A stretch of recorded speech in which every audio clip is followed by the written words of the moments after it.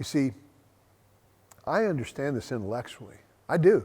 Been doing a ministry a long time and love the Lord. But emotionally, I'm struggling, and I was struggling. I'm not perfect. I am genuinely trying to grow through this process, and I'm praying that I can encourage you in your journey. How is it that you can have the same evidence and get a different interpretation? Remember that lady who shared her story with us? She looks at it one way, her co-worker sees it another way. Take a listen to what she said here. He looks at his port scar and resents its presence. He sees trauma and hurdles. I look at mine, and I am thankful for how it brought our family together and allowed us to be on the receiving end of care and love. My coworker said that he's not the same since his cancer. He's right. Neither am I. None of us is. But we're not the same after any big event, for better or worse. We're not. But what do we do after we go through something like this?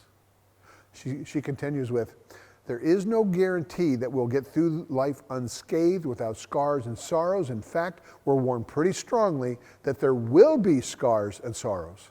Our guarantee is that we will not go through them alone when we call on the Lord. You know, when this was happening, and people would ask me what was going on, I essentially had to go into what I call presentation mode, where I could talk about certain points, but I couldn't go beyond that, because if I did, I would get emotional.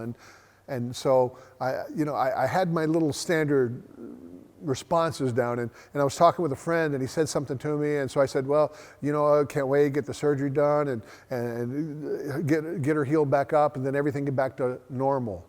And when I said that, I stopped, and I was like, I looked at my friend and I said, man, I'm wrong. I don't want things to get back to normal. Because if normal is where you're just going through life and you're taking for granted the time that you have with your spouse, I don't want that anymore. We go through these things because God is preparing us. He didn't want it, but He will use them to prepare us to offer true hope to somebody. I don't want normal anymore. I really don't. I don't want to get back to comfortable with status quo. I hope you don't either.